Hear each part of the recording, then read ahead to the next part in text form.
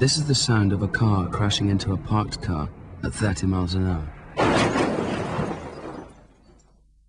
Here it is again in slow motion. That strange sound was the backseat passenger who wasn't wearing a seatbelt hitting the seat in front. That thud is the sound of the passenger's head hitting the driver. That's the sound of the driver being crushed by the weight of the passenger.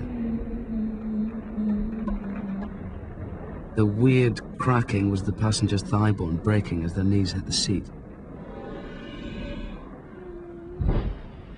That's the sound of the passenger, having killed the driver, sitting back down again. And that's the sound of a rear seatbelt being fastened.